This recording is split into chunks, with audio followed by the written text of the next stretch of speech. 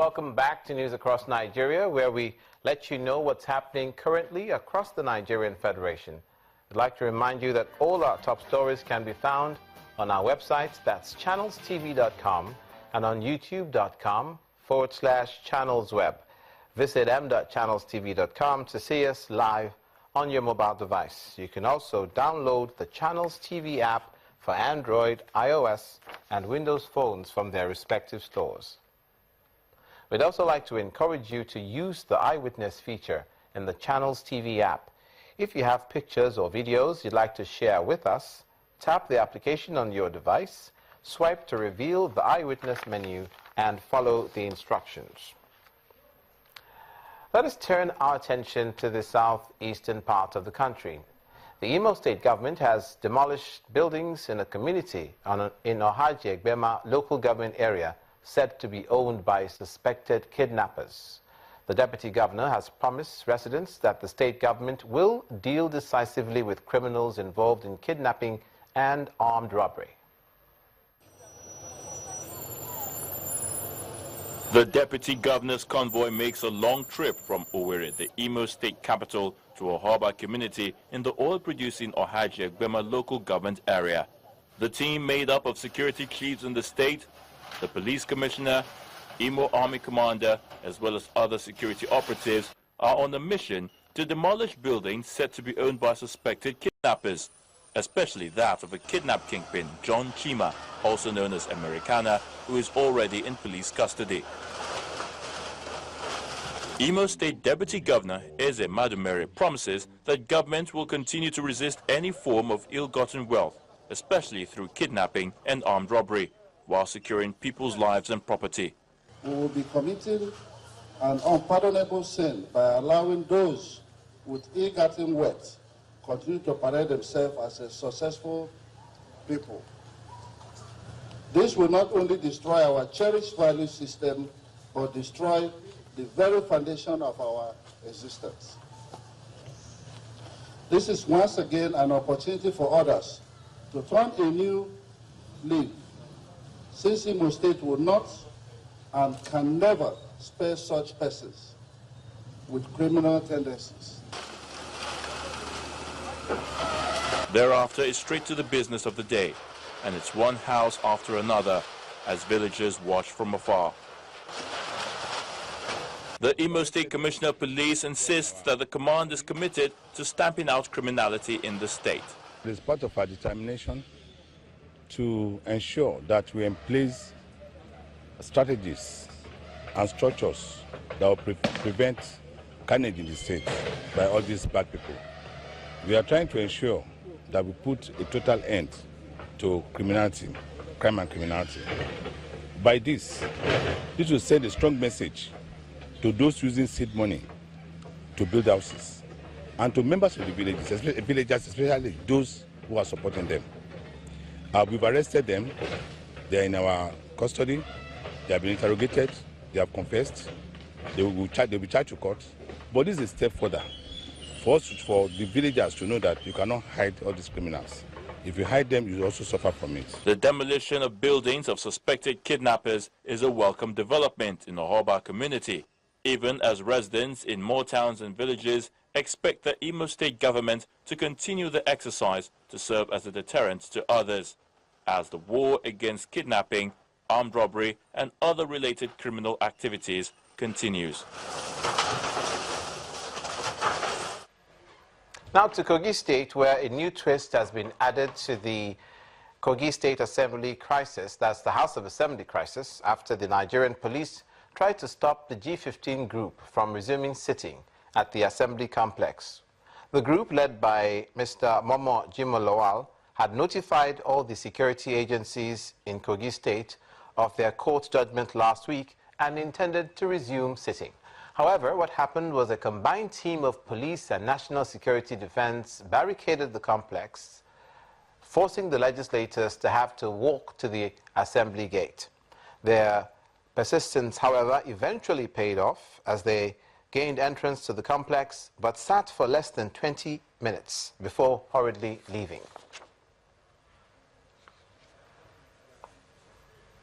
3 governors and a deputy governor elected on the platform of the All Progressives Congress are paying a solidarity visit to the governor of Benue State, Samuel Otom, over the prolonged herdsmen attack on Benue communities.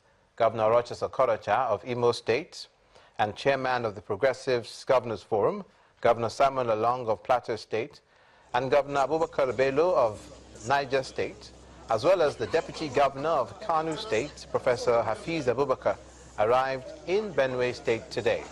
The host governor told his guests that he is saddened by the widespread killing of farmers in 11 of the 23 local government areas in the state.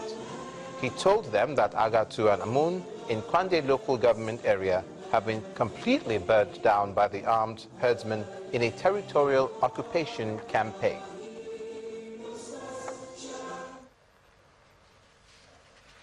Also in Benue State, where the state governor, Mr. Samuel Otom, has commenced the distribution of fertilizers to farmers with a 38% subsidy with a symbolic seed planting season of maize in Guma local government area. He warns the selected vendors against colluding with middlemen to shortchange the real farmers.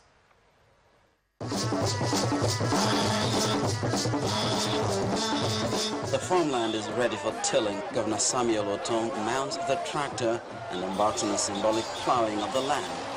Then, accompanied by his agriculture commissioner and others, he leads the formal inauguration of the 2016 planting season.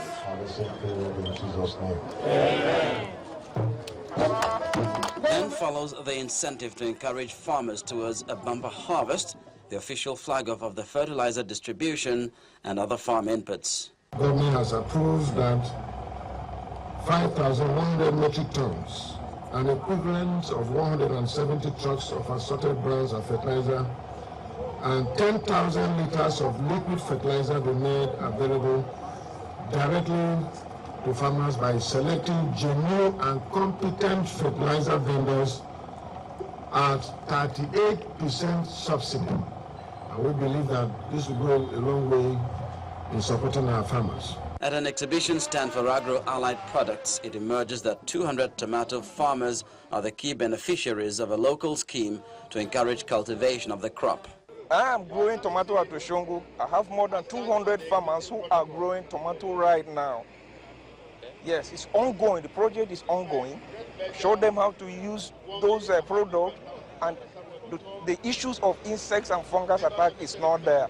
There are other areas where farmers can benefit from the fertilizer additional price cut to enhance yield and productivity. The Ministry of Agriculture and Natural Resources still has in stock good quantities of knapsack, sprayers and herbicides that are being sold at 50% subsidy. I am calling on farmers to take advantage of these facilities for massive crop production in 2016 cropping season to feed not only Nigeria but the whole of the African continent. The popular cultural dance is largely associated with a bumper harvest at the end of the farming season. Farmers across Benue State will be hopeful that this year will see a good yield, provided they get the needed security from rampaging herdsmen. Away from the north-central region of the country now to the south-south once again, but this time concerning the partnership initiatives in the Niger Delta, which is ready to work with the Akwa Ibom state government to develop agriculture in the state. These were the comments attributed to the advocacy program manager of the initiative at a one-day meeting in Uyo, the Akwa Ibom state capital. The workshop is organized by PIND in collaboration with the Market Development Program in the Niger Delta.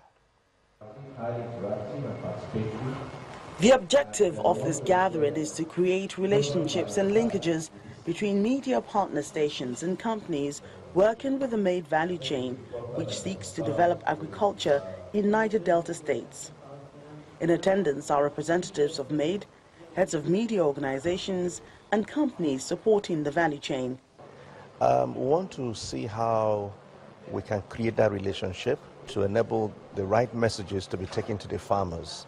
This meeting is a second part meeting, part 2 of intervention partnership we've made around producing agricultural media products that highlight the 3 value chains that both organizations operate in: palm oil, cassava, and aquaculture. The meeting featured presentations on cassava, rice, fish and palm oil production, in addition to poultry farming. Some participants bared their minds on the meeting.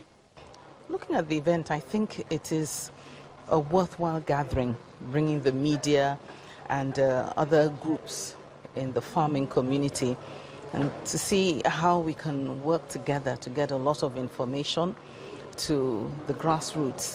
For me, this event is coming at the right time, just a review of what's been happening and how we can further sustain the program, sustain the partnership, for this great thing that MAID and PIN is actually doing in Niger Delta. The project focuses on the development and empowerment of the people of the Niger Delta through agriculture, so they can rely less on crude oil. You are watching news across Nigeria, where we tell you what's happening now across the Nigerian Federation. Coming up, the Nigeria Customs Service continues its efforts against smuggling.